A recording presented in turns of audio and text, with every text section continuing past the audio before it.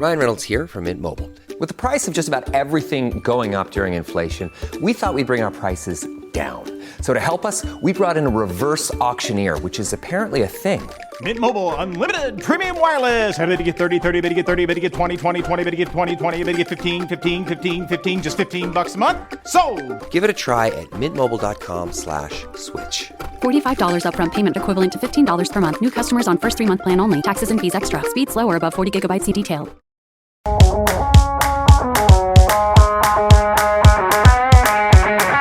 This is the Ospreys Diary.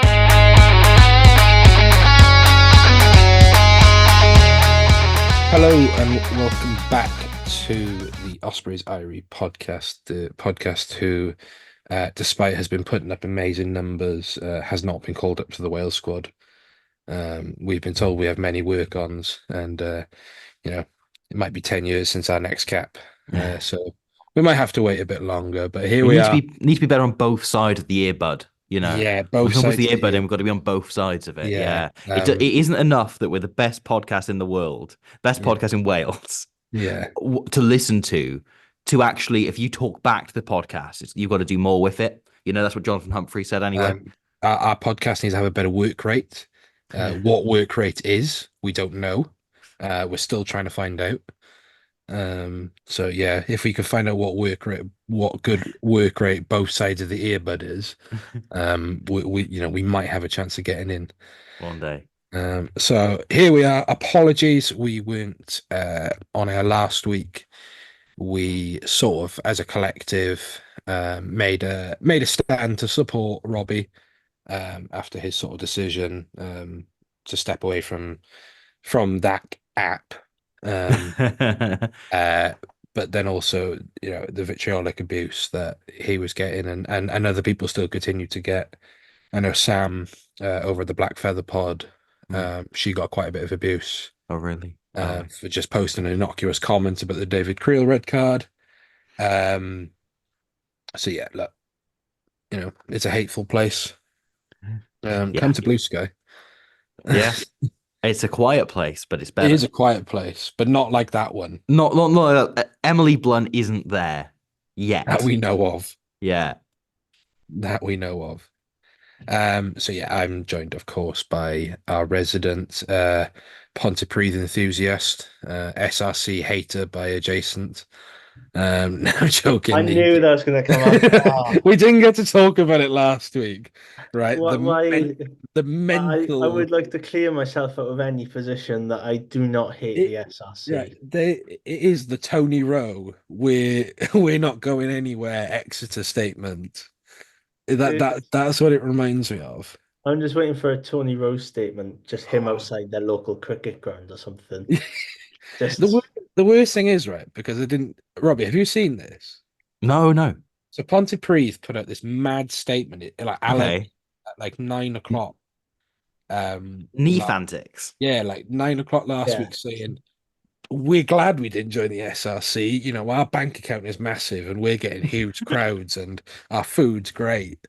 And the SRC's poo. And, basically all, it was really weird. But the worst thing is, the picture they uploaded of their chairman is not even at Sardis Road, it's at Sophia Gardens. You've made me realise the one thing that could bring back to Twitter is more Neath antics. Yeah, they got really quiet recently. Yeah, that's a shame. We need to get these clubs onto Blue Sky. I don't know what the budget is. Odd. Yeah. It was so odd. That was so weird. So Tony Rowe. And yeah. Ugh. And then of course we've got Robbie, who is the walking wounded tonight. Yeah, I've got a sore throat, which, look, I've done 2 podcasts in a row, and thankfully the one thing you don't need to do a podcast is a voice. So that isn't relevant. I did mention I was doing this podcast to my partner, and they said, well, what you should do is just record a clip of you saying "good player" and just play it back sporadically over and over again. So for listeners don't know, we came onto this call. So Yeston and I immediately, rather than talking about current events, politics. We Planning any sort immediately of... went into, or could do content planning. We immediately went into Ospreys match records and started playing good player. And as Robbie entered the call, I was going through a Racing Yeah. Metro team from 2014 that contained Mike Phillips and 14. uh, Johan Chargers on the bench. Charteris was on Wissilan, the Teddy Thomas, you name yeah, it, they were in there. Sazewski captain. So Eddie Benarou was going up against Dan Suter that night, and that makes me so happy. So we would normally go into the news at this point, but there is no news apart from the Wales team. Mm. Other than that, it's people talking about Booth last week, and the 40% comment. I want to address that really quickly. I've addressed it on Rap last night. Mm. So for those who don't know, and actually a really good way to start is if you watch Robbie's Leinster video. Is it Ospreys were the second highest number of players used last year, tied with Toulouse. Behind Leinster, right? And the Ospreys site has a squad list of 51. Now that includes academy and transition players. So that our core squad of senior players is around 36, 37. I think maybe it might jump up to 40 if I've done my maths right. And then if you add in your academy, senior academy, and transition players, that brings it up to 51, right? Now, each player, I believe, by default, is part of a players' union. So in that case, I'm assuming it's a WRPA, right? And written into contract is that players, after a certain amount of minutes, have to have a standing down period. They have to. It's for player welfare. It's like when you work a job anywhere, you work over your allotted hours, you should get that time off in lieu. So for me, I work for a rugby club. I worked a match on Saturday, so I get that 8 hours back. That's essentially how that works. So when Toby Booth said they are unavailable, it's not because he didn't pick them, it's because he couldn't pick them. So let's clear the air on that, is that they could not be picked. And the ones who are injured, and the ones who could not be picked. Likely, they would have not picked them anyway. Because when that block of fixtures came out, going to morally corrupt stadium wasn't high on the agenda, especially after coming from Bulls at home and Munster away before. They would have been targeting the Edinburgh game, but there is still a enforced standing down period they have to abide by. Both agree? Yep. Yeah. And again, comes back to the same point about squad sizes, right? That we say every week, seemingly, on this podcast. But like, I had this conversation with friend of the pod, Josh Gardner, who brought up the numbers, right? That Bath have 67 players in their full squad, including academy transitional players. Leinster have 64, Ospreys have 51. And that is a full extra 15 who can come in and train against you and work against you. And like, as Toby's made the point so many times, that a lot of that unavailability is actually training basis. It's actually the fact they don't have anyone to train against these players, and they don't have anyone to do live scrummaging sessions and live defense sessions and so on. And that becomes difficult to prepare in order to play a game against Ulster or Munster or whoever happens to be that week. If you're not, don't have the chance to train against anyone, or you're needing to bring in, as often happen, like Swansea Uni or, local teams in order to play Bridgend, etc. I was there at the open training session over the summer, and you've got players from the SRC clubs who aren't even in the Osprey system. I'm thinking like Yeston will know Barnaby Woodell at Bridgend, Cardiff Met product, second row, just to make up their numbers, So, look, it is what it is. We are where we are. Hopefully, a budget increase will happen, means we can bump that up. When we sign an Irene Owen, I'm just Antoine Dupont, Ben Healy, priority. Ben Healy, yeah. He might as well. He's not the doing anything golden else. trio of rugby. Yeah. Well, it's like what Montpellier are doing. Yeah. Genuinely, if you look at... That's news, isn't it? Yeah, Montpellier want Adam Beard. Yeah, so Montpellier, them bastards want Adam Beard. Yeah. They also want every other player in the world. So yes, we've got it. I sent it to you guys, and you were like, "What are these names you sending me?" So they want Finlay Christie. Mm. They want Lennox Anyanwu from Quins. They want Ross Byrne. And they want Adam Beard. There is no consistency or thought or selection to those names. They've just pulled random rugby players out of a hat. They've gone to an AI generator and it said, name us 5 rugby players who don't have criminal records. yeah. Who right. What listeners, what you should do now is send me, it's like a version of Good Player, but it's who's Montpellier going to be linked to next. Oh. So I was going to go on a tangent. No, continue. No, Sorry. go for it. Okay. This is a game I invented after Shailene Woodley and Ben Vola got together. Yes, which I thought was the funniest thing to ever happen. Yeah. The fact that we had a Hollywood starlet who was in, a big franchise movie. 2015. Yeah. alongside Fiji's at the time second choice fly half, which was so funny. Behind who? Sarah Bai at the time when they first got together. And who was third choice fly half at that time? Who was third choice fly half then? 2015 World Cup, who was third choice fly half? Who? Do you remember? There's only one man for the job, isn't there? There was. Josh Matavesi. Oh, of course. Yeah. Of course. He was third choice fly half. Yes. And then, stepped above him again in 2019 for that couple of games. Yeah. Yes. And then Joel Matavesi as well, that era. But yeah, I invented a game of just like name 2 random people from completely different spheres of celebrity and just pretend they're a couple. Because it was the same time that Jennifer Lawrence and Darren Aronofsky got together, and that felt like another addition to it. I thought you were going to say Darren Allinson then. Darren Allinson, yeah. Which would have been great. Cardiff's head of recruitment and Jennifer Lawrence. But it's, I don't know, like Max Evans and Julia Roberts.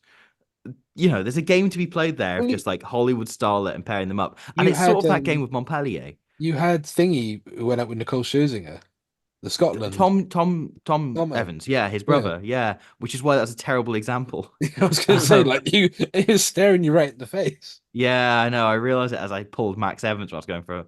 Yeah, Graham Morrison and Anna Kendrick. Nick DeLuca and Scarlett Johansson. There we go. The game. Look, it's a game that goes on forever. Phil Godman. No, Phil Godman's unlovable. Hey, I think Phil Godman and Reese Witherspoon would. Who's like the most one-dimensional actress I can think of? Well, Orlando Bloom. Rebel Wilson and Phil Godman. That's very good. That's a very good round. She just says the same thing every time, and so does Phil Godman. Point is, right? Adam Beard, we'll be ashamed to lose him. Really hope we don't. Yeah, absolutely. I think if you're Mark Jones, he's one you want to keep, and not necessarily from a playing point of view. Obviously, he's a fantastic player, but what I mean from he's one of them who he's 28 now. Yeah. Which is technically your prime, right? He could still be in that Wales squad if he wanted to for another 3-4 years. He could conceivably go on to get about 80 caps plus. But just what he'll do for them young second rows is just massive. And also, I'd love to see how a Mark Jones attack will use Adam Beard, because we will conceivably get Adam Beard at 13 just for his distribution. Bring back the miss pass. I think we are clearly looking to build a team over the next few years, as is already happening around Dewi Lake, Jack Morgan, Morgan Morris, and now Dan Edwards is being thrown into that mix. And I don't think Adam Beard is one of those players, but I also think he is one of our most crucial players to make sure we don't lose. I think him and Owen Watkins, experienced heads who've been around, won international caps, and been starting for this club for the better part of 10 years, are invaluable And to have them and their experience and having played in World Cups and what have you is huge. Is huge. And we don't have the budget to sign and bring in one of those players when they'll have offers from elsewhere. So all we can do is hope to keep the ones that we produce. And Yeah. that's got to be the goal, is keeping hold of the likes of Adam Beard, who we've produced, brought through to being a British and Irish Test Lion. Yeah. You, James Ryan. Yeah. I Perhaps if we go on the second lines tour. I screenshotted that bit from your Leinster Academy video, by the way. And it's going to be one of my phone backgrounds that cycles through. I can just now put that all in because there's no consequence if I'm not on Twitter anymore. Yeah. I can just do a video on why Adam Beard is just better than James Ryan. With the James Ryan thing, right? All their comebacks are, yeah, but he's won Champions Cups or he's won league titles and whatever. And then you're just like, no, but Adam Beard's been on a Lions tour. But yeah. And he's a Test Lion. And he's made a World Cup semi-final. Yeah. You can do just as cheap. Look, And if James Ryan signed for the Ospreys, we would be worse than if like we lose Adam Beard to Montpellier, but sign James Ryan, we would genuinely finish bottom of the URC like we are at the minute. It would be even lower. They'd merge in the Premiership teams and we finish 48th or something. I just remember the Lions tour when he came on. He played obviously that game against the Stormers. And and he was Johnny brilliant. Hill looked like John Eales and Martin Johnson, like reincarnated. And then he played himself into the Test team, and everyone got angry for no reason. I was like, no, he's played himself into a Test team, which he clearly deserves to be in, and was brilliant. Yeah, everyone got really angry by the day he got called up, because everyone just assumed that a second row from Ireland would be called up, and that was just the way that that month kind of panned out, and the joke that I still occasionally go back to 4 years later. I think about it on a day, and the rolling piss that was boiled. Mm. Right. Anyway, if we could go on, we could do a whole podcast about that, and quite frankly, we should. We should. But the other piece of news was Cameron Jones, resident small hatchback, who, a 6'4" prop, has gone on loan to the Dragons. So that's good. He's played 2 games. He was really unfairly pinged at the scrum in the Lions game, I thought, and then didn't do terrible against Benetton, but in a pack that was struggling against, the second most expensive team in the league. So good on him. Hope he gets experience. Good to get him more experience. Good to get more game time. He's a proper prospect. And he's probably a year away from being where we'd want him to be, in terms of being a regular for the Ospreys. So getting him more game time is invaluable. And we talk about, we don't produce enough big players in Wales. Jamie Phillips, friend of the pod and friend of us all, was commenting on just how big he is. He is huge. So great. Good on him. I hope he enjoys it. Right, let's talk the Wales squad.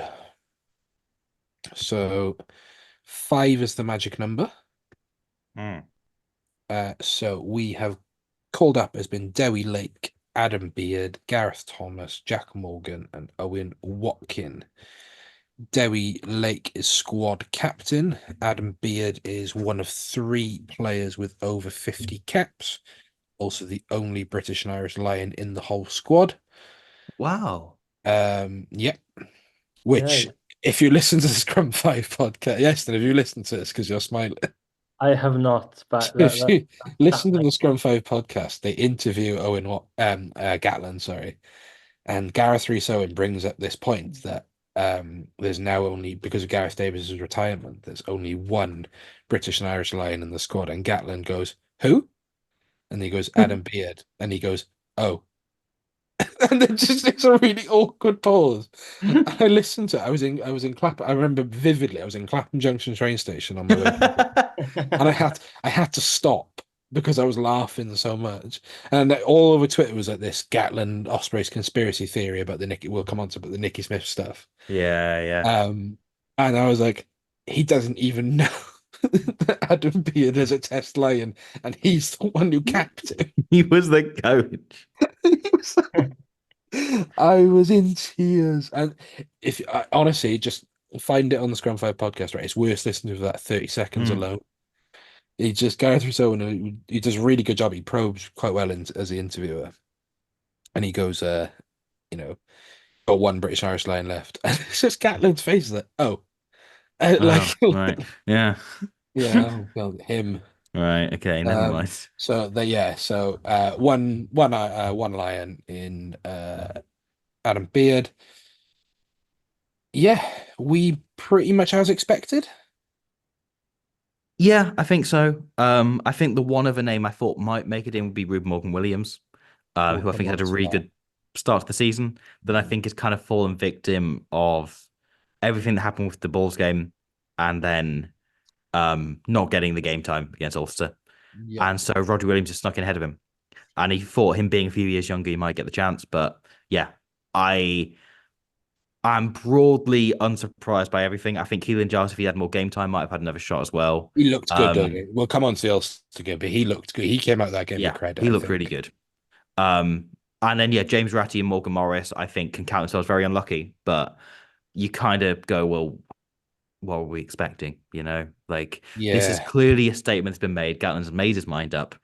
And we're at a point now we've kind of got to go, well, everyone disagrees, and time after time, you try to watch it with the eye of like, what isn't he getting, And maybe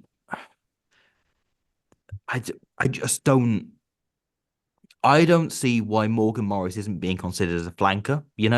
I get if he isn't what you want from a number 8, but as a back rower in general, and it's something Booth's talked about in the past, is that he's very much a guy who views the back row as one position rather than 3. Morgan Morris is one of the 6 or 7 best back rowers in Wales, and I feel that remains inarguable and has been inarguable for 3 or 4 years. Yeah, yes. Then let's talk about Morgan Morris then very quickly. Yes. Now, do you understand why he's not being called up, or are you more of the case of like, surely he has to be called up now? I think there's probably. I think personally, I think I've reached a point where you kind of like just don't expect him named because the amount of squads that have been named and he hasn't been featured. Because I joked about it on the Welsh Language podcast last week that Nicky Smith and Morgan Morris should change their name, change their club, and change the colour of their scrum cap, and they probably still wouldn't get a look in. And of course, for 50% of that statement, that's now ridiculous. But for the other 50%, it kind of still rings a little bit true. And, you look at individual performances. I thought against the Bulls, defensively, he looked rather good despite everything else falling apart in that first 20 minutes. But yeah, just seemingly one of those that, that the head coach is not gonna pick him. So it's a case of just continuing performing at club level, regional level, whatever you want to call it nowadays, and keep playing well in the URC, which will probably please more Osprey supporters in general. Yeah, so this actually came from @Jones Christoph on Twitter. Chris Jones, good listener, great, good Ospreys fan. He pointed out, I hadn't actually seen this, I hadn't really kept up with any stuff this week, that Morgan Morris made the most carries into contact on the weekend out of the URC. Yeah. It was 16. He made the most dominant carries in 6, and the most post-contact meters, which Cuthbert did mention on Scrum 5 as well, with 38 meters post-contact. If you look at any club in terms of the player that makes the most meters for them, right, just pure meters made, every club in the URC, apart from 2, it's a back 3 player. Because the fullback or the winger takes the ball and they run it back. Yeah. And that eats up meters and it always skews statistics enormously, right? The 2 exceptions are Ben Thomas, who sometimes does play in the backfield for Cardiff, and also is the carrying 12, so that makes sense. And then Morgan Morris. Morgan Morris is the top carrier for the Ospreys in terms of meters made, in terms of meters post-contact, distance per meters, but also just the raw meters made, and he isn't being used in the backfield constantly. That's how high his work rate's been. I think he has, this season rounded out parts of his game that... he looks leaner as well. He looks lean, That Not thing that that we he always was talked fat. about of him like making those like stoppages in contact and being as dominant both sides of the tackle. He's done that, everything they've asked of him, I think he's doing. I think maybe he isn't getting as many highlight reel moments, but I think he's a broader, likely skilled player.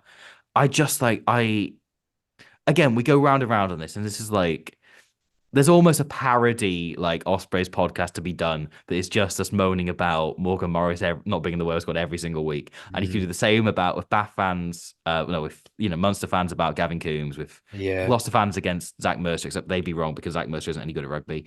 But Morgan Morris is the best. But while Faletau's injured and Wainwright isn't fit either. Yeah. This is what I was going to mention as well. Gatland talks about the eight dynamic in Yeah, this interview, and he said he sees the eight picture as Faletau is top when he's fit, which is fair enough. If yeah, if you've got a fit Tolupe for any nation, you pick yeah, Tolupe. yeah. Wainwright, again, who I really like. He's been Wales's best player, you know. Mm. Then he sees Plumtree, and then he sees both them. That's the eight dynamic he sees. And when you get to Plumtree, I'm like, if you had to play Plumtree there, I wouldn't Mm. hate it, but he's a better Sure. six. I I think said I said this on rap. Tame Plumtree's been very good this season. Yeah, he In a has, way, but he's not last an year eight. I thought he got him almost by default because he was Yeah, he was a good enough athlete, and he was from New Zealand, so Gatland picked him. And I think this year he's been genuinely good and justified those selections, justified being in yeah. the squad. But I think as a six for me, Yeah, yeah. I think he's I think primarily a six. I think he's a he six who can play eight yeah, and seven at he's push. big Tom Croft vibes for me. Yeah, yeah, Best way to describe Plumtree. And then both of them, and if you're starting both of them at eight, you're playing against Georgia or mm, something. Like that's to me, and that's no slight on both of them as a player, who I think is a perfectly fine player. He's there because he can cover eight. He's not there yeah, as an eight. And I just think, well, Wales have lacked front football, they've lacked carriers, and you've got a man who's literally posting the statistics that you want, and you're not picking him. yeah. I think the stat last season, I think it's him and Kieran are the two players that draw in the most defenders. Mm. Like I think Morgan Morris always has two or three people on him because of the threat that he poses. It's stuff like that is frustrating. So let's talk Dewi Lake. Dewi Lake, Yes. squad captain. Um, I thought was a gimme, right? I thought this was made sense, right? I thought if Gatland's going to go consistency, I thought Lake was one of the only people to come back from Australia with credit in the bank. Mm. A bit like, not that it was the same disaster, but Ryan Jones on the '05 Lions tour, came back a bet, with credit in the bank from the rugby public. I thought Lake did that. And he's been really good to start the season. I think really understated good. Like, is not the barnstorming carries. I think his defense has been brilliant. Yeah. His work rate has been so much better. Like if you watch, he tracks he tracks like a back rower, Mm. chasing chasing wingers, chasing outside centers, and then his darts have been amazing. His darts have been up there. And Scott Baldwin said on the Welsh Rugby podcast last week that he sees Dewi as someone who can transcend up to top two hookers in the world. Yeah. And I fully believe him. So I think he starts all three games for me this autumn. I just think like the raw materials of Derry Lake and the play in terms of both physically, but also his attitude, the way he plays, his approach to the game, his game intelligence, everything is like Malcolm Marks is maybe the only hooker in the world who is above it. Maybe Dan Sheehan is there as well, actually, with the sheer pace he's got. But you're looking at, like in terms of raw ability of what he can do and can be, like if you offered me any hooker in the world having the best game of their life, I think it's maybe like him and Malvaca and Malcolm Marks I'm taking as like, I think he's right up there in terms of how good he can be. And yeah, he was brilliant over the summer. I kind of expected Jack Morgan to keep the captaincy after, having been captain last time he Really? was involved. Yeah. Um, but then I think Booth's decision to make him Ospreys captain was kind of put heed to that, I guess, and change that situation. But yeah, I think it's a great and very, you know, uh, always very proud to see one of our boys who's come through the system and kind of grown up, and you remember making his debut and all of this, Mm. go on to become the Wales captain. And yeah, he's going to do a magnificent job. He's already doing a magnificent job. And I can see him, I think him and Jack between them have this position sewed up for a very long time. I think, yes, I'll come on to you about Derry in a minute. I think Booth said it best on that pod with Pound Shop Farage and Mr. I Believe in AI videos. That the reason Jack works better as Osprey's captain is because he's better in that environment, but his position's not under threat. Mm, Sorry, his position's under threat in Wales. yeah. Whereas you've got that constant threat of Rafael, or if Jack's considered as an eight option or whatever. Whereas Lake is far and above of the best hooker in Wales Yeah. by far.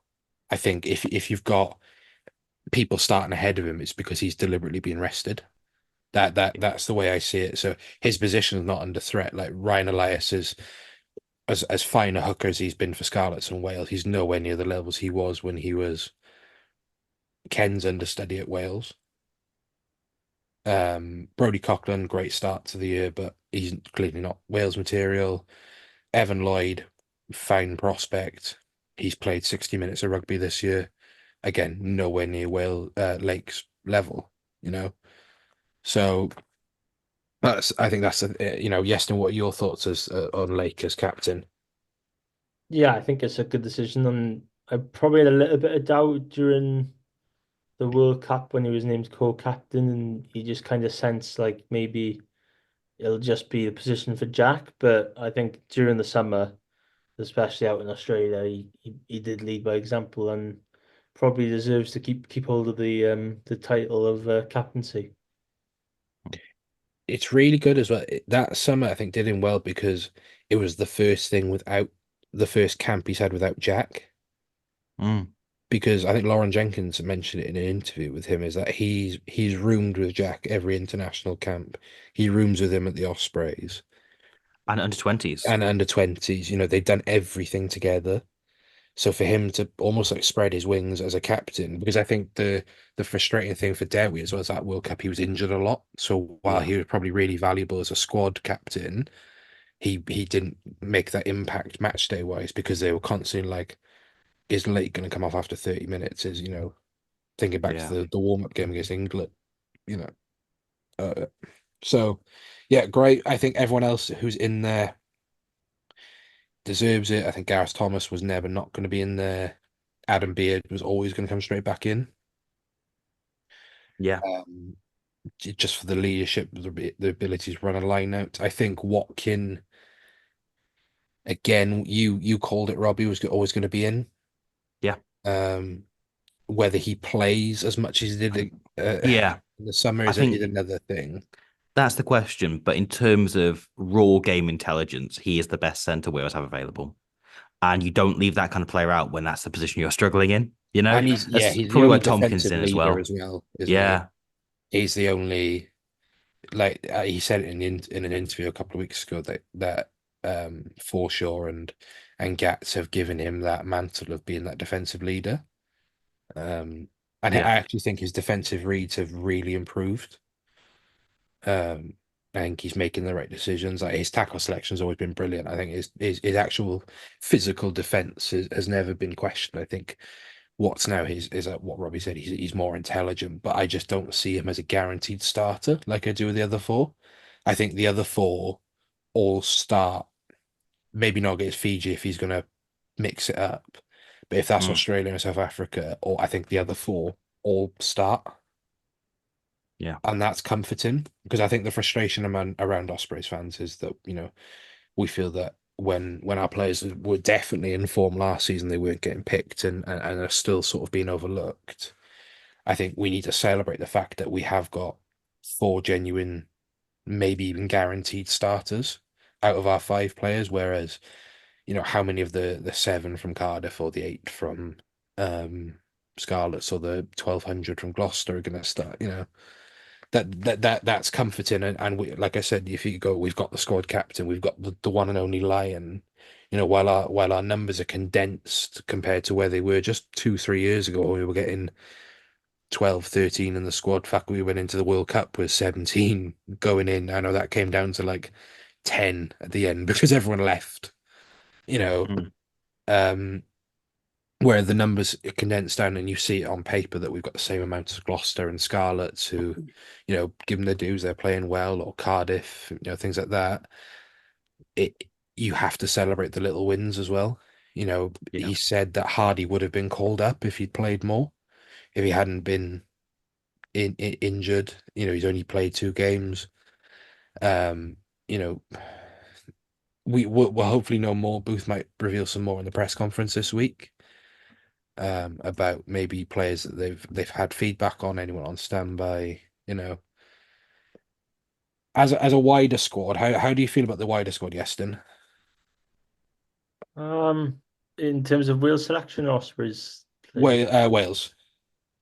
Yeah, it seems interesting. Of course, I think the shock call-up was Roger Williams at 9, and it just seems that kind of everything's kind of in place from what it is. Give Freddie Thomas a call-up to cap him. Obviously, not do the mistake that Gatland did with Fire earlier on this year, and it'd be interesting to see how those, and you could probably include Owen Watkin in there as well.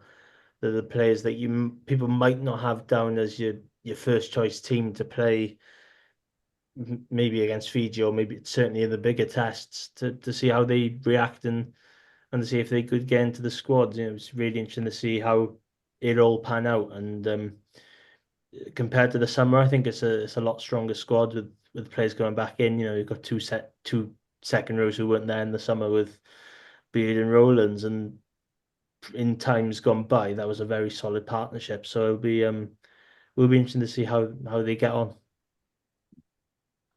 Yeah. I think the Ruben thing is again, I think it's frustrating. I still think that there's hope for Ruben to make that Japan tour next year. The frustrating thing is Gatland said for ages now, we're investing in the future youth and blood in new talent, and then he calls up Rodri. And this is not a slight on Roger. I think Roger Williams is a fine regional player. I think he's genuinely really good. I really like that selection though. Like I the know thing is, I'm not angry at it. I'm genuinely only not. I know he's only got 3 caps, but Yeah. he has been around the block. Yeah. With Gareth Davis going, you don't have a senior scrum half. Exactly. You're probably looking at a situation with Ellis Bevan, who's got 3 caps, and then if you potentially put Ruben Morgan-Williams ahead of him, who has no caps, you're looking at, and then Thomas, obviously, you probably want to balance that team out a bit, and having him as a more sensible, kind of calm head, which is a role he's been playing really well at the Dragons. I really like that as an option, actually. I think it's an inspired choice that is bold. It reminds me a little bit of Pivac recalling Lloyd Williams after 43 years. Yeah. But I don't know. I really like it as a selection. Like, it's one of the rare picks, and my kind of big criticism of the Gatland squads this last year is I haven't been able to tell what he's trying to do, beyond generically picking young players. There hasn't been like a profile of, it's something that's made the Morgan Morris, and this is in a video that will come out at some point on YouTube. But like when I look at the Morgan Morris thing, right, you list those 4 number 8s, they're all so different, the players you're considering at number 8. Like there isn't a clear profile of what he wants. With Roger Williams, I'm looking at that and going like, oh, there is. He's got an idea of how he wants to play. He wants like a conservative, sensible 9 who can calm the game down in the squad. And kicks really well. Yeah. And can run good support lines. Like he's got exactly what he wants there. He's got an idea of a scrum half, and he's gone, okay, the guy that fits that model closest is Roger Williams. I don't care that he's 30 and he hasn't played Wales in 10 years. The incredible stat is that Roger Williams was last in the Wales squad the campaign before Gareth Davis won his first cap. And now he's recalled the campaign after he wins his last cap, which is incredible. But yeah, I don't know. I like that as a selection. I feel this is the Gatland squad post World Cup that I've been the most kind of encouraged by. Yeah, same I here. say, despite the fact that well, I mean, he included Nicky Smith, so like that's a step Yeah, forward. let's talk right before we go into the Nicky rant that we're all gonna have, no doubt.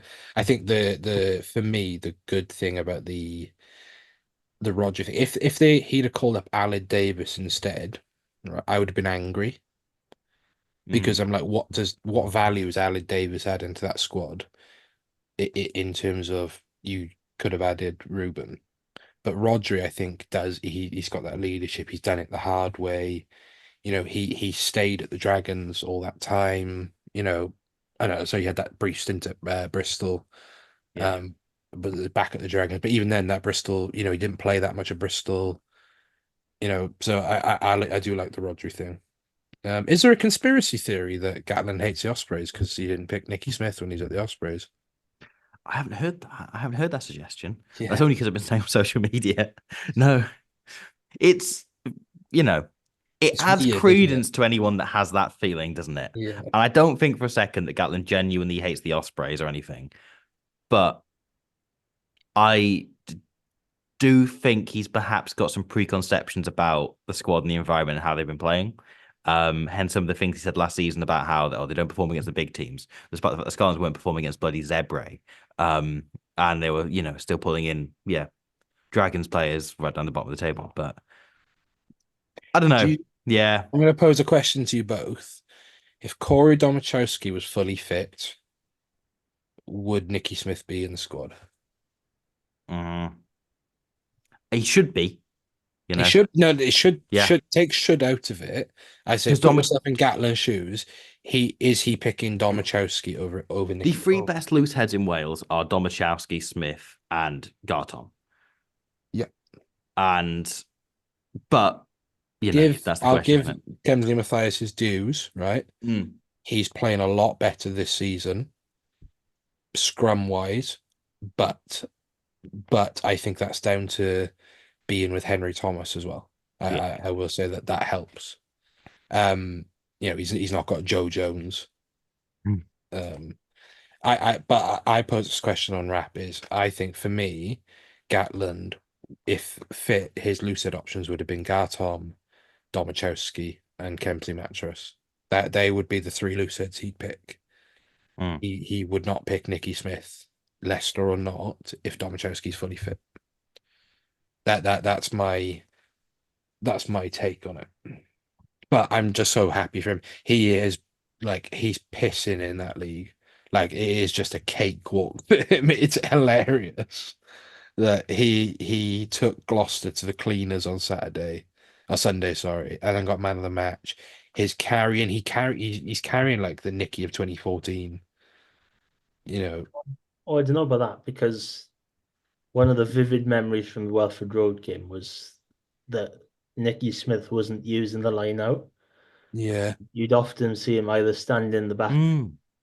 and I think one of the carries before one of the penalties, he's there on second face, chucking it in, or chucking it out, really. What I mean is, I think in the tight, we know what Nicky can do in the loose. Like if you go to that Saracens game 2 seasons ago now, where he's making 40, 50 meter breaks. We know Yeah. what he can do. That what I mean is in that tight. I remember when he came onto the scene, he had that amazing footwork. Yeah, He had his step for a prop is yeah, it's ridiculously good. ridiculous. But Like that's what I mean. if you go through the years, the Yeah. amount of tries where he's either carries which result into tries where he just takes a step or just takes a different line due to his footwork is just Mm. ridiculously It's good. it's really funny with the English Premiership now because with Nicky Smith pissing that league, it's really focused on the Premiership has forgotten what it is. In like, yeah, we score amazing tries, but all our tight heads, there's not enough Dan Coles anymore, and that's because Dan Mm. Cole's playing with Nicky Smith. Yeah. Is the Premiership for years we were told is the set piece league, and when Toby Booth was there, he described it as a place where your set piece was key, and now it's and by hook or by crook it's Gabriel Batoye out the back passes or you know Gloucester being very silly, that but Nicky Smith has gone in as a pure set piece merchant and has taken to that league. So, he deserves his recall, and I hope he gets game time. I hope he gets more caps under his belt. Can I throw out, speaking of things that are silly, a live rumor that I have just heard I from have is it the sources one I'm about? I right. from Have Scarlet we, Fever, have we? the Oh yeah, website, I've the heard this. I've been trying to the find out where it's coming from. rash-based website, as we Yeah, shall refer to it. go on. I know exactly what you're going to say. There's a rumor growing among Scarlet's fans that they are about to lose their center, Eddie James, Edward James. and he has been offered a deal by the Ospreys. And the Scarlets are resigning themselves to the fact they're about to lose him. And yeah, apparently the Ospreys have put an offer in first. So yes, No idea how this comes valid this back is. to the rumor that Scarlets are in severe financial trouble, which is not a rumor. We know that's the case. And their whole squad is up for sale. Like they listen to a offer player fire of sale. I.e. Alex Craig will likely go to Glasgow very soon. I would be surprised if he plays another game for Scarlets, in the sense that so I would not be surprised if Mark Jones has stuck his head around the corner and said, "Hello, Eddie, come here." Makes me think we might lose Keith.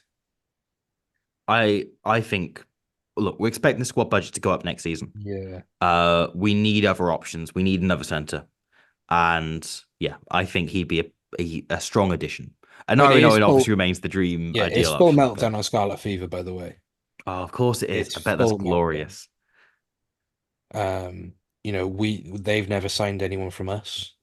Lloyd Ashley, Paul Lloyd Ashley. Look, it's just good to pull someone out the sub academy, isn't it? Yeah, look, I told you, Jack Morgan had years of depression. Yeah.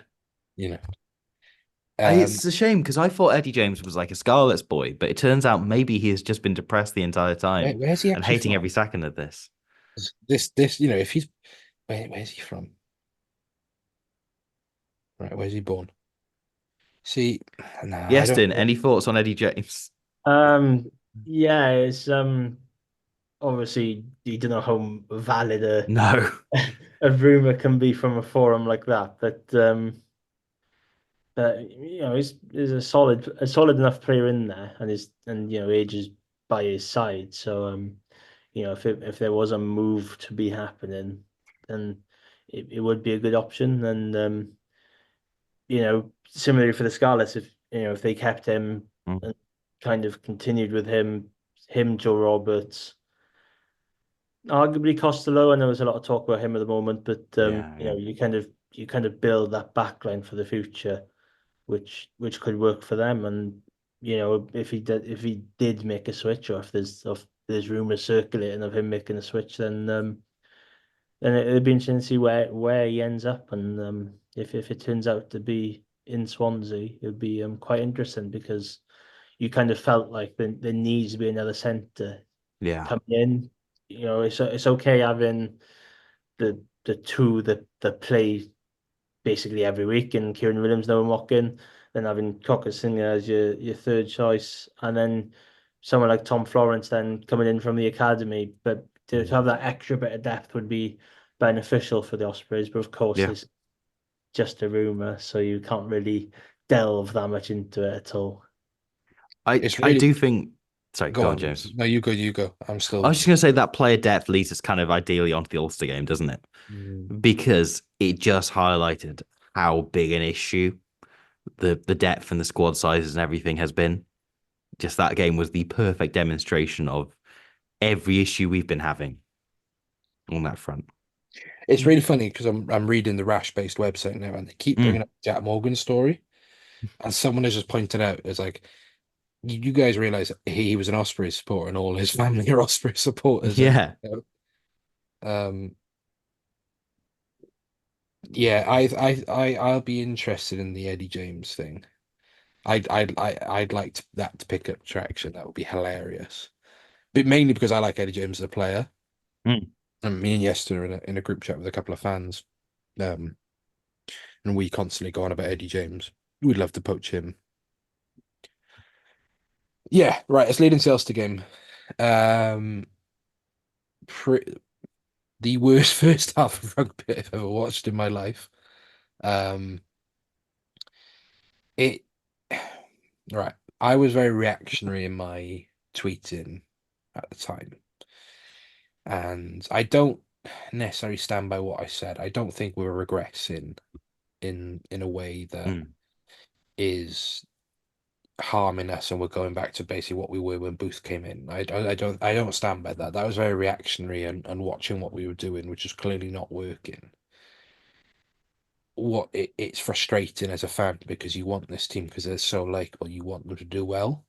Um, Yeah. we just looked directionless in terms of what we were doing, the game plan. I know this was against a very good Ulster side as well. Hampered by injury or not, they've got some bloody good players in there. Cormac is a Chukwu. If he wasn't Irish, he'd be in any squad.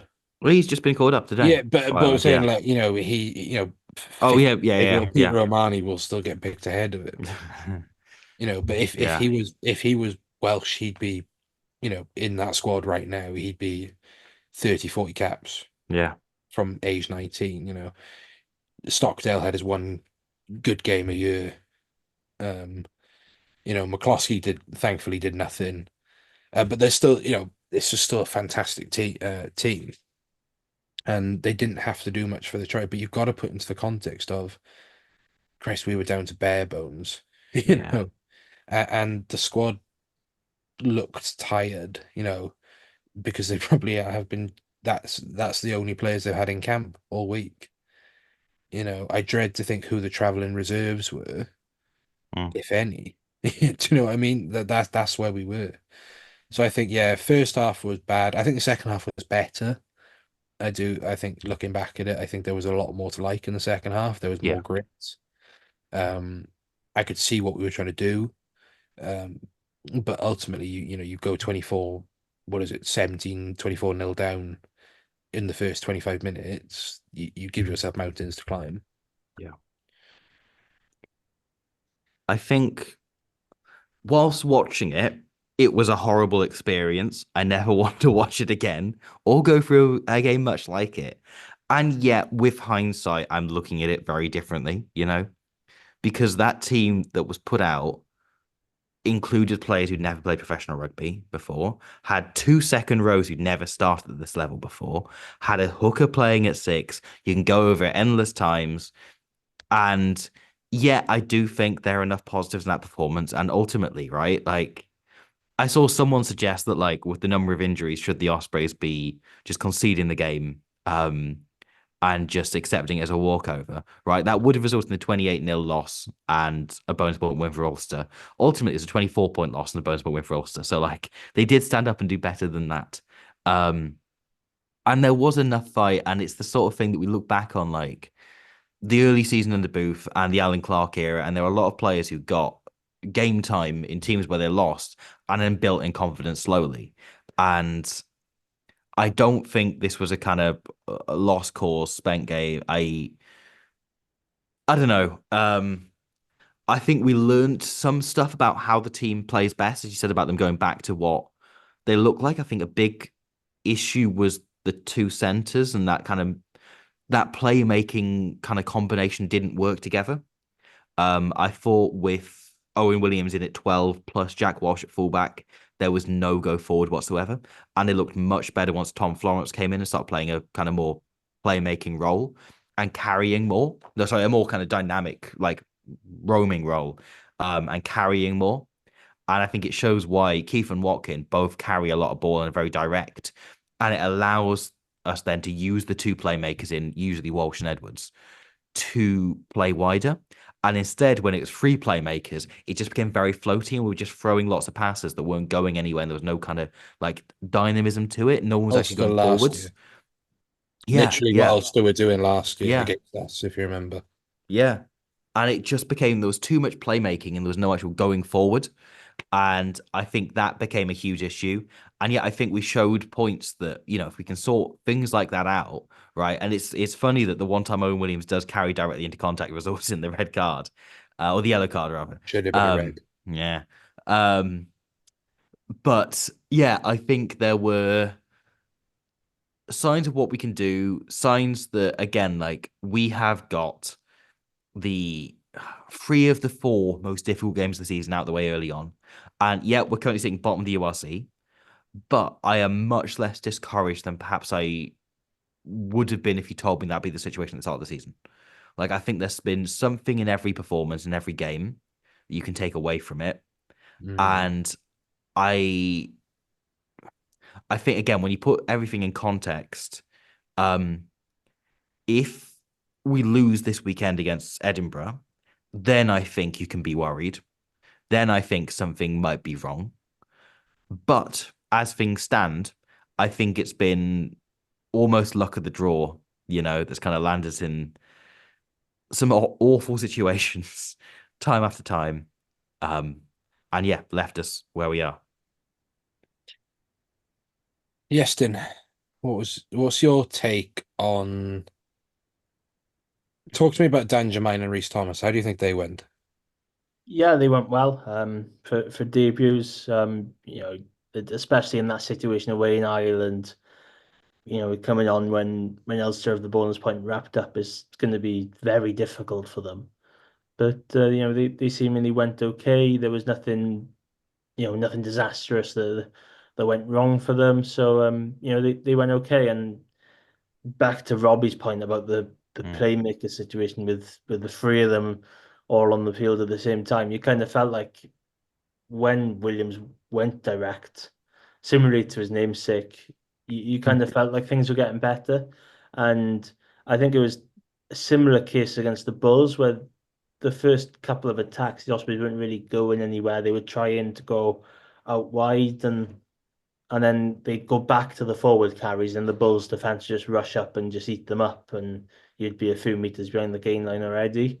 So there was that. And then it feels like the set pieces have flipped over opposites since last season. The maul is now kind of not being used in the way they played out Yeah. the maul quite a lot, where you could argue it's the strongest point for the Ospreys, where they've scored 2 tries in 2 games from, with Lake against the Bulls and Sam Parry last weekend. And then the scrum, they're trying to keep it in, trying to force the penalty like most good skirmishing sides would do, but it's kind of reached the point where that power has been neutralized and sometimes is going against the grain where the opposition are gaining dominance in that area of the game. So it'll be interesting to see how it changes over the next couple of weeks. Well, this week and then further on following the autumn tests, where do they make that change of going back to using the maul when they are in very good opportunities, and a case of just getting the ball out the scrum as quickly as possible to keep hold of the ball and or provide the platform to kick away and gain territory. I think it's something about Dan Edwards that there is his decision making has come on enormously and he's very, very good. And it's like his decision making when the ball is in active play, I think is very good. But sometimes he needs to stand off a bit much. I think he calls more ball out than I perhaps think is always on. And that especially applies on first phase, It's the early Marcus Smith gambit. Yeah, yeah. Where he not saying he's as good as Marcus Smith or whatever. What I'm saying is he thought he had to do it all himself. Yeah. Especially if you look at them early England caps of Marcus Smith, where he was like, "There's this expectation on me that I have to do the things I was doing at 20s, or I do it." Smith was at Quins. I think that's what Edwards feels is expected of him. Walsh had, for me, was our man of the match. If you take away Morris, I thought Walsh was really quietly excellent. Yeah. I thought you could see Great Banks as a project. Yes. Yeah. I think if you give Great Banks a year to put on some muscle, I think between him, Ratty, and the Cuttons, you've got basically 3 hybrid 6s Yeah. who are And you've got all, Will Griff as well. and Will Griff, yeah, if he ever comes If back. everyone is fit. Um, uh, you could see the vision there. Mm. I think there's a player in there, I think, with Great Banks. I think I, it's too early for him right now. I thought Tom Florence was superb off the bench as Oh, well. he was I thought he was brilliant. absolutely He fantastic. looks Like, so much. You could see coming from Bridgend where they're doing yeah, well at the minute.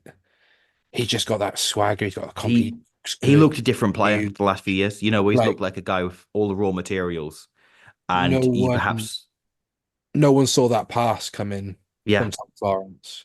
he that looked like the game where he is now ready. You know, I think he's looked like he's playing up a level in the past few years, and he's incredibly talented. And that looked like the performance. Be like, oh no, he's here, he's here. I want to see more of him. I think he's earned it. You know, I thought he was absolutely superb off the bench.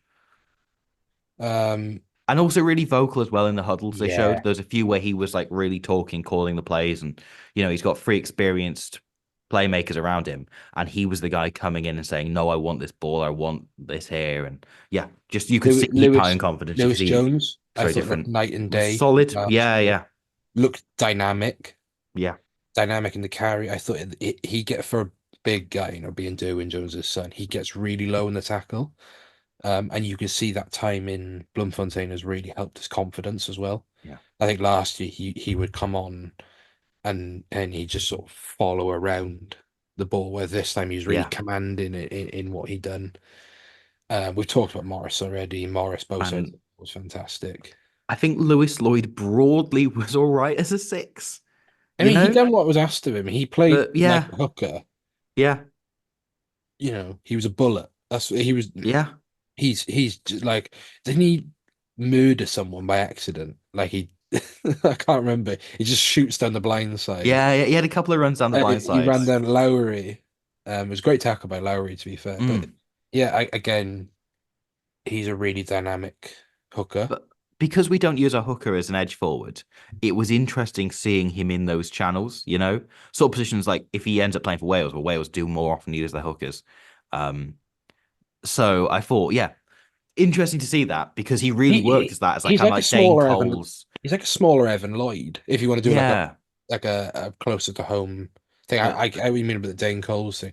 Like if then like, you, yeah, Dane I remember, Coles or like Dan Sheehan type hooker yeah, who spends a lot of time on the wing. He I worked think in that role, which I think is an interesting thing to know. I wonder if Mark yeah, Jones might end up using him more there next season.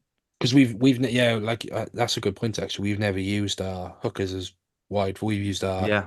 a Will Griff or someone like that. I remember early Yeah. Booth era, Will Griff would just constantly be out on the wing. Tipprick and Morris often find Ibrick and themselves out there. Morris, yeah. Um, uh, yeah. Look, there's not much more to say. I think Mm, they will have learned a lot. Um, I think I've said this before, and Dan Jermaine's one for the future anyway. I think anyone who can play lock comfortably and seven is mm. someone you want to keep on your books. And great for Reece Thomas as well, released from the academy, spent some time He down in looked good. Coventry, Yeah. has comfortably been Aberavon's best player in a very transitional Aberavon squad at the minute. I don't want to say struggling because they came at the start of the season and said we've got an average age of 24, and Rowan Jenkins. Um, and this is where we are. So, no surprise to see them at the bottom of the pile. Moving into Edinburgh week, Scotland announced their squad today. It'll be interesting to see who comes back to play that Yeah. game, who stays up in Edinburgh, because obviously they play a week before us, so they go into game week on Monday. Um, so I expect to see. There's a lot of rumors that Freddie Douglas, a really highly rated flanker, who's been great for Scott in a struggling Scotland under 20 side, will make his debut. Um, so it'll be really interesting to see who they bring down. I think we're going to go big regardless. I think we have to at home. Mm. Um, training pictures came out today. Tom Boter is running around. Um, you know, Adam Beer, Debbie Lake, Gartom, Morris. Oh, that's another one who looked good. I thought it was Dan Cassende. I thought Cassende looked hungry. and defensively really It's good. probably because we took him straight off the plane.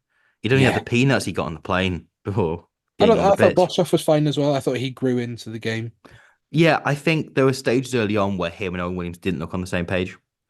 And that got better as the game went on, which is to be expected. Like they haven't been in the same country, same continent for like Yeah. 6 months. I think they'll be better. I think we'll see Kasende start. I don't think we'll see Mm. Boshoff start. Mm. And depends on Kieran, really. Yeah. So yeah. Um, let's talk squad for Saturday. So we're gonna go big. Mm. Are we saying Gar, Tom, Dewi, Tom if they're fit? If Boat is fit, that is the Yeah. biggest boost possible. We Yep. have become too built around a handful of players, Mm. but I'm assuming since Garton played last week, he'll probably be rested. Oh yeah, of course. Yeah. So you see Garin come in. Or Yeah, so Steph Tom probably Steph fit, Thomas if he's as the fit. We kind don't of know if he's more out fit. and out That's the scrummaging problem. option. Oh, okay, Because he's not been in squads and Garin has. right. Who I don't think Garen's played well. I think Yeah, I Garen's think so. Yeah. fine. Locks, I think will be back to Ratty and Beard. Yes. Yeah. And then you back to your standard back row of Tipperick, Morris, Morgan. I just it feels like the obvious back row, doesn't it? Mm, And I feel like do we tweak a bit at all? But then there are a lot of injuries, right? If Deves is injured, if Tristan Davis yeah. is injured, if Morse is Morgan, injured, Morse is if injured. Griffiths is injured, you're kind of like, well, who do you fit in other than moving Ratty out and perhaps I heard a keeping one of the rumor second from that last week? a couple of weeks ago, Griffiths was 2 to 3 weeks away. Oh, okay. But that's a rumor. Like no confirmation to that whatsoever. Um, but this But would be if a he's back fantastic post game. autumn, that'd be big as Yeah, well. fantastic game for him to come back. Yeah. Um, I think we'll be back to Ruben and Dan. Although to be honest, I wouldn't hate seeing Hardy start again. Yeah. I actually wouldn't because the thing he needs is minutes, and Mm. in a sense, we know what Ruben can do. I'd like to see I more of what Hardy can bring. I would be tempted to play Ruben and Jack Walsh at 10. Yeah, I don't hate that. I think Jack's been very good this season, but with limited time at 10. And we can see he's come on in a game management point of view. I'd be interested to see that. And I think Dan Edwards has played every game so far. He's been constantly on the pitch. And I wonder if he just needs some time, as Booth talks about countless times, like to reflect, to look back on it, to kind of look over everything that's been. However, I also do think it's a big game, but I also want to see how he can manage a game off the bench. He's Yeah, I played, agree. almost every minute, or he's played, at least an hour in every game so far.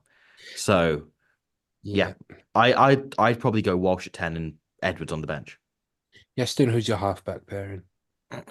Yeah, I'd probably like to see what would happen if you had Walsh in at 10 and Edwards on the bench. Of course, everyone goes back to that Cardiff game New Year's Day where the conditions were horrendous, but Edwards came off the bench and Mm. and took control of that game. So it'd be interesting to see how he'd be like maybe away from that starting environment and just to Yeah. see what it offers from the bench with 20, 25 minutes to go to see if he can change games if things aren't going well or to keep that momentum forward if things are going well for the Ospreys. It's very much the Eddie Jones approach. The infamous thing with George Ford, who said I didn't drop him, I changed his role. We wanted to use him in the last 20 minutes rather than the first hour, so we put him on the bench. Like I think you could very much do that with changing the two of those players' roles. Mm. Centers is all interesting. I think if they're fit, you go Keith and Owen. Yes, I think you have to. Um, Um, I'd yeah, understand if Boshoff slotted in for one of them because I imagine they're probably both carrying knocks. But yeah, mm, tried, tested, established. Allows for some continuity if you change in the 10. yeah. Wingers then Kasende, Giles, Yep. the standard. I think they both. I think for me that's going forward now. That's who you. That's who you have to play. Yeah, Is I think Kasende. that's our first choice. Um, I think then Nagy at fullback. Yeah, if Hopkins is fit, I'd quite like to have a look at him in that team. Yeah, You know, maybe I think this could be a game for Hopkins. It depends who's at 10, really, yeah. for Edinburgh. In that, Oh yeah, I yeah. think if you've got Ben Healy who has massive boots, I think they're not two strong kicking options. I think Nagy's the stronger kicker. Mm. Um, and I like Nagy attacking for fullback. I like Yestin attacking for fullback as well. But it's really interesting. I think he'll go Nagy. I don't think Hopkins is 100%. Mm. Um, I'd expect Nagy, but I quite like to have a look at Hopkins. We've had Walsh and Nagy mm, both get decent minutes in these first 5 games, and perhaps giving Hopkins a go. Obviously, had a game on the wing, and I thought he was very good in a mm. difficult circumstance. And if he's fit, I would like to see Hopkins, but I expect Nagy. I think. It depends really. I wonder what Mark Jones sees Hopkins as more of a Mm. winger or a fullback. Because he's looked good on the wing. Like I go back Yeah. to Cardiff New Year's Day, he was very good on the wing there in very trying conditions.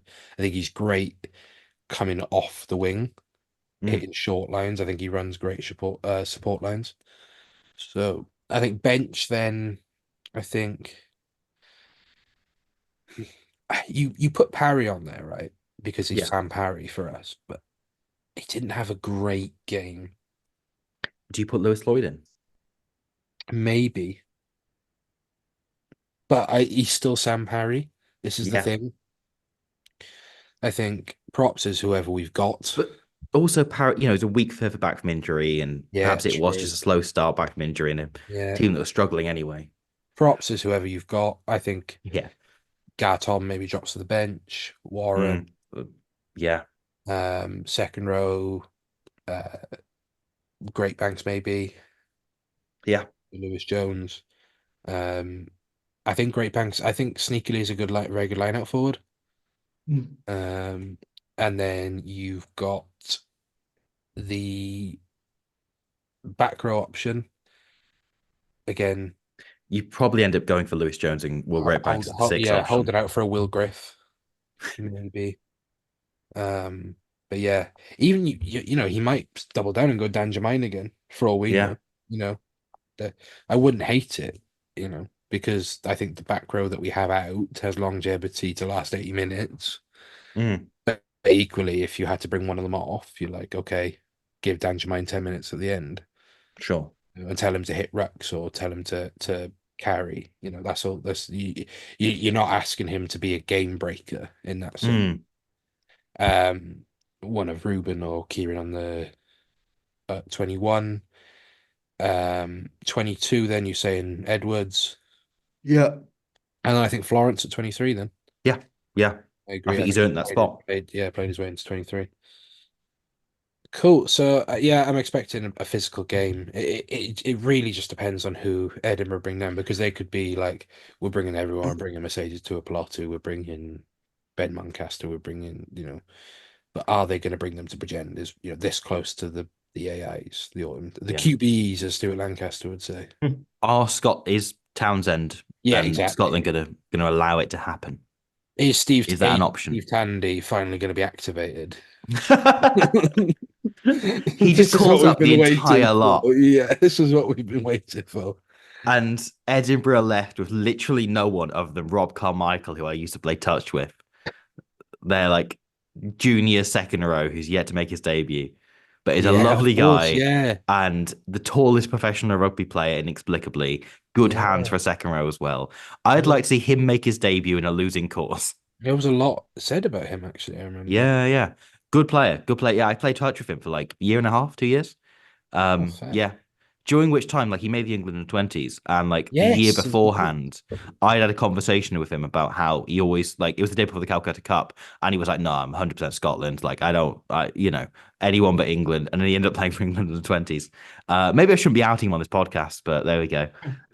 Yeah, lovely guy. Will saw him the other week, and yeah, said he's apparently doing well, and said Duan's very nice. Two hands very. I believe that, though. Yeah, I do.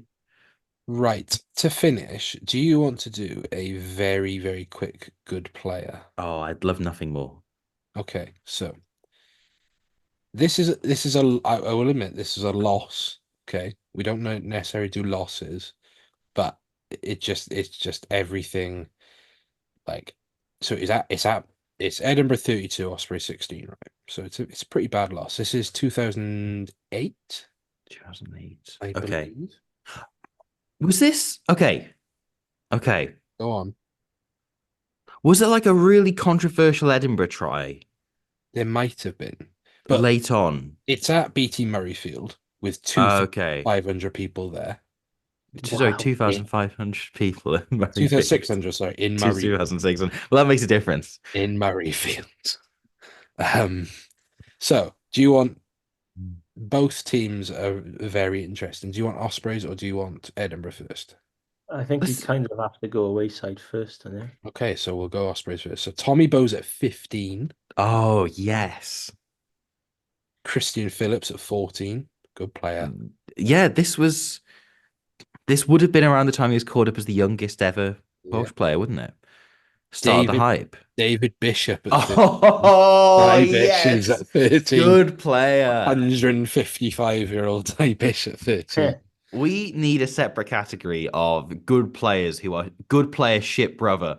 Like, Yeah. he is the lesser known brother of a great player. With 150-year-old Sonny Parker at 12. Oh, yes. Great player, Sonny Parker. The world's slowest winger at 11, Nicky Walker. Walker by name, Walker by nature.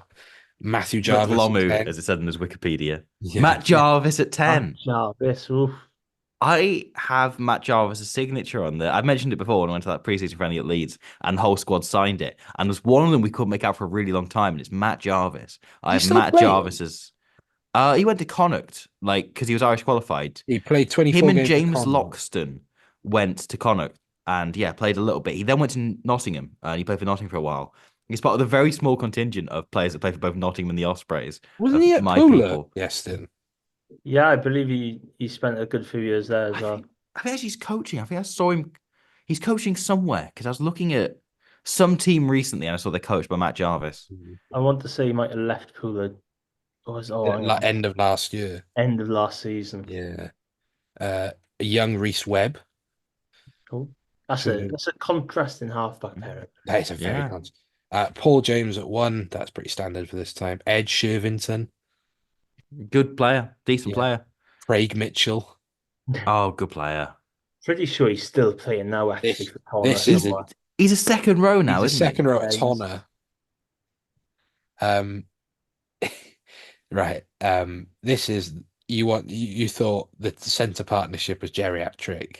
Wait till you see the lock pairing. Oh, now we're talking. Philo Tier at 4. Yes. With Lyndon Bateman at 5. I was watching that's magical. the game where we won our first Celtic League in 05, which was at Neath against Edinburgh, actually. Yeah, the Henson Masterclass. Yeah, and Lyndon Bateman in that, there's one break he makes. He gets like stage fright, turns around with the ball in one hand and starts going like that to throw it. He doesn't know who to throw it to.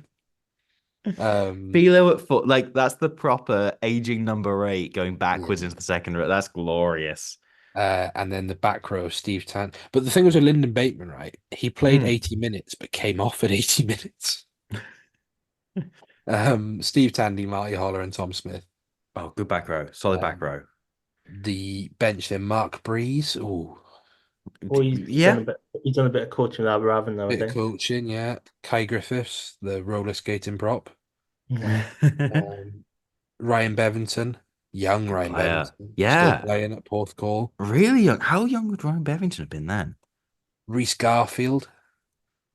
No memory of Reece Garfield. No memory of Reece Garfield. Jonathan Thomas. Rodri Wells. I remember him. So Ryan Bevington would have been 19. Wow. Well, at 22, Ashley Beck. Wow. Was this proper? This must have been around his debut. Let's see where he made his debut. He must be close to his debut here. Beck made his Osprey debut in 2007. So yeah, he was 17 when he made his debut. Yeah. So he was only 18 at the time. Wow. Wow. Okay, now here we go. Wait till you see this back line. This is, yeah. So we've got Chris Patterson at fullback. Yeah, standard, good player. Yeah, good player. Mark Robertson, I don't remember him. Yeah, I remember Mark Robinson. Yeah, the winger. He was all right. He was all right. One Ben, of those wingers that never scored a try in his life. yeah. The Harry Millard gambit. Yeah, yeah. Yoa Nicholas one. Ben Ken, so I don't remember at Ben all. Cairns. No, me and Will had a long running bit about Ben Cairns being injured as terrible news. It wasn't funny, but it amused us for a very Simon long time. He was all Webster right, Ben Cairns. Simon Webster at 12. at 11. Nick Oh, Simon DeLuca's Webster. at 12, sorry. Oh, Nick DeLuca. Nick Nick DeLuca's DeLuca, always at fine. 12. Yeah. Simon Webster was a good player, but like he was an okay, decent winger. And but because he'd scored like 4 tries in his career, Scotland of this era saw that as it's the second coming. It's the most important player in the world. And they like rushed him in back from injury to play 12 against the All Blacks once. Um, but like most notorious, but he would sell fingerless gloves to a professional rugby player. He started a business on the Yes, side. wasn't he a rep Yeah. for the company? So he sold fingerless gloves to professional rugby players. So like Brock James et al. All owe something to Simon Webster, namely like 20 quid for fingerless gloves. Um, Phil Godman at 10, of course. Decent, reasonable. Mike Blair, Good who, player. yeah, good player, boring player, Yeah, yeah, yeah. but then became like the most insanely, weird attack coach. He, did amazing things at Edinburgh and then was not a very good head coach. Where is he now? Where's Mike Blair I now? Is think he at is Mike Scotland? still there? Is he still I think in the there? MLR. Didn't he take a step back and went back to assistant? Yeah. I thought he's an MLR. Unless No, he he's not left in to go to MLR. America. I thought he was still at Edinburgh, but I Oh, he's at couldn't. Kobe Steelers in Japan. Oh, Oh, that makes sense. Yeah. yeah. Well, I was also looking at. Do you remember Greg Tonks? Good player, Greg Yeah, Tonks. exactly. One of He's at Rams. right. One of 3 like professional rugby players in official Harry Potter canon. And the other two are Jim Hamilton and Stuart Hogg, which is not a good combination to be in with at the But minute. also So also also entirely tracks with the author. yeah, yeah, yeah. So like everything about that's become cursed. And somehow Greg Tonks, despite being the one at the start, you're like, really? Greg Tonks you're putting in there? Greg Tonks now is like, oh, he's the only person in that situation when J.K. Rowling wrote 3 Scottish rugby players into canon as being from magical families. Greg The Tonks. in Harry Potter canon, Stuart Hogg has magic, and Jim Hamilton is distant relative of Hagrid. It's all bullshit. Brilliant. What an Um, awful woman. then so you go into then the front row is decent. I like the front row. Mm. Alan Jacobson, so you got Chunk, Oh, Ross great Ford, player. What a player. Yeah. Ross Ford, good player. And Jeff Cross, who I liked. I Oh, good liked Jeff player. Cross a Jeff lot. Cross. Yes. So the best thing about this game is players you haven't thought about in a very long time. Um, sorry, I'm looking at Jim Hamilton's Harry Potter wiki page. Oh no. So it says Jim in 2014, Jim Hamilton, along with Kelly Brown and Stuart Hogg, came under suspect among wizarding circles of actually being a talented squib. There is no wizarding rule which prevents a squib from actually playing on a muggle team. The act of smuggling a squib into the team, which is the rumored mission of the WSSRU, which is the Wizarding Supporters of Scottish Rugby Union, is in violation of the International Statute of Wizarding Secrecy, which prohibits wizards from participating in muggle sports. I'm sorry, the WSSRU is a thing. It's got its own wiki page. That's very good. It's longer than Jim Hamilton's wiki page. Oh, so the only canon wizard in the Scottish rugby team is actually Stuart Hogg. Right, yeah. So maybe he's Okay. used to miss his court dates. Um, sorry, I've got that's thrown me. Right. Speaking of Hamilton, Craig Hamilton at 4. Oh, yeah, vague memory. Yeah. Vague memory. Ben Gissing? Gissing? Maybe actually. I don't remember this man. He's made up. It's like the referee you've got this weekend. Oh, who have we got? Who's the He's a ref this made weekend? person. He's called Griffin Colby, Oh, which yeah, is no, an that's not a real entirely man. made up person. Um, so Ben Gissing, oh, he was a Kiwi. Right. Oh, he was at Leinster for like he he was at, this is a great career journey, right? He was at Calvisiano from two for a year, then Leinster for 4 years, scoring weirdly 11 tries from second row, Mm-hmm. and then Edinburgh for 3 years.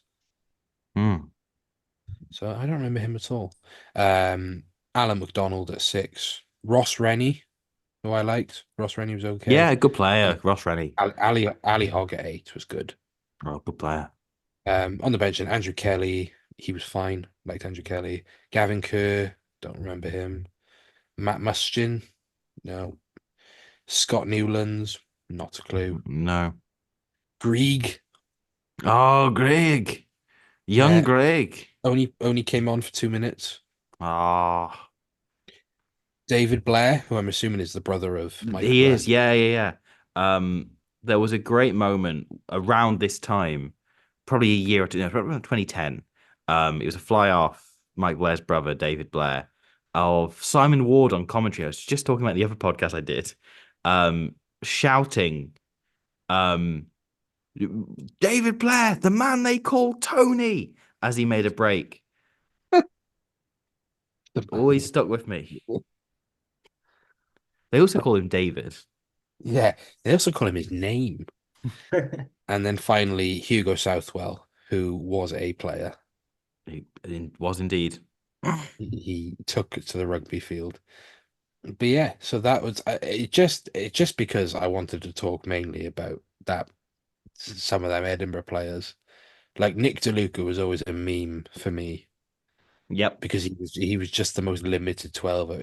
There's a really great interview with Nick DeLuca the other day, and he's doing some really great things academy wise now. Mm. But he was just the most limited. So it's like Marcus de Rolo as well. Oh yeah, Like that era. that era of Scotland players because they beat Australia this year, like That was 9-2. 2009. 2009. So the year after, which Yeah, with a lot of these players actually, yeah. 9-8. It 9-8 or something like was a that. great game. I Yeah, remember. Yeah, I remember watching it.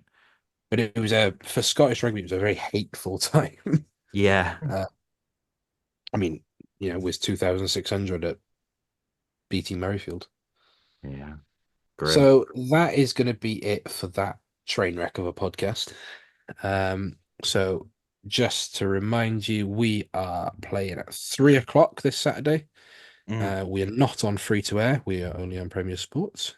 Weird to not be on at seven, half seven. Yeah, Every other Bridgend. game this season, I suppose, Yeah. since the Dragons has been 7:30. Yeah, Also, actual afternoon as kickoff. I've pointed out, Yeah. with the only club not to appear on Welsh club not to appear on Scrum 5 Live yet. Mm. Zebra have appeared twice.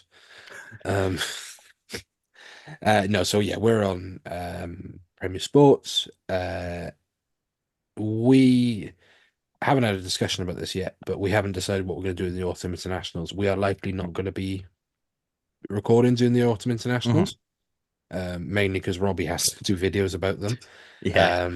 And it gives us a break. Unless something major happens, which I doubt it will. We'll be back for Zebra away. Sign the entire Scarlet squad. Yeah, Eddie James has bought his house in the Mumbles. No, so we'll be back for previewing Zebra away the last week in November. Yeah, there's next week as well. We can work that out. We can work this it out. We can work this we'll out. work There'll be podcasts at some point. Mainly because the reason I'm saying it is I'm not here next week. Oh, okay. I'm in Gloucester at a wedding. Oh. Yeah, I'm signing for Gloucester. They've poached me, the fifth region. Yet another the Welshman Gloucester joining Erie. Gloucester. So no, I'm at a wedding next week, so you guys can record, but I'll be pissed at a wedding somewhere.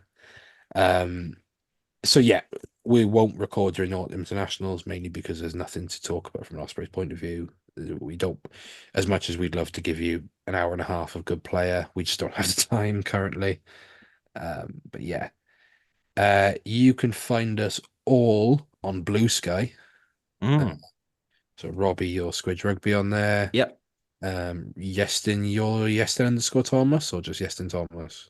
I am Yestin21 apparently. I don't know when I made that username up, but I just put 21 at the end of it. Don't know why. And I think I'm James Reese on Blue Sky. So give us a follow over there. It'd be great to have some more Ospreys fans over there. Because when me and Yestin first signed up, because Yestin, did I give you the code? I can't remember if I did.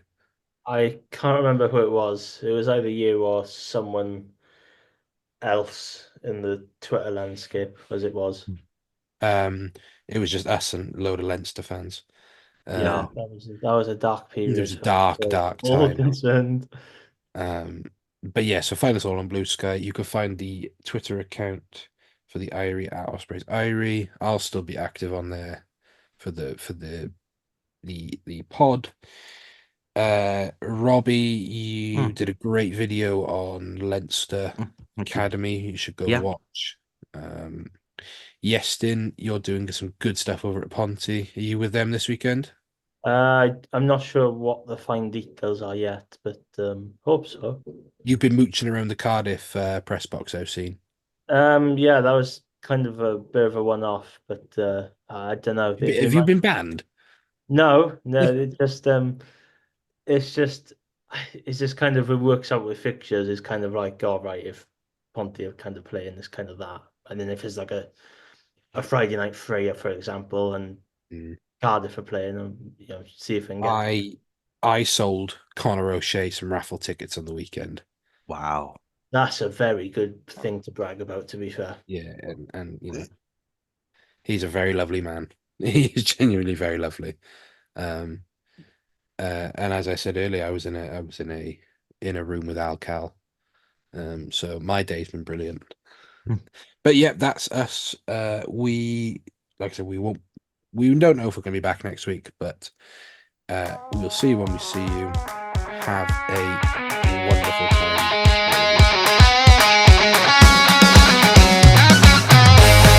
That was the Ospreys Irie. Please rate, review and share on socials if you can, and join us next week for more of the same. And until then, enjoy your rugby.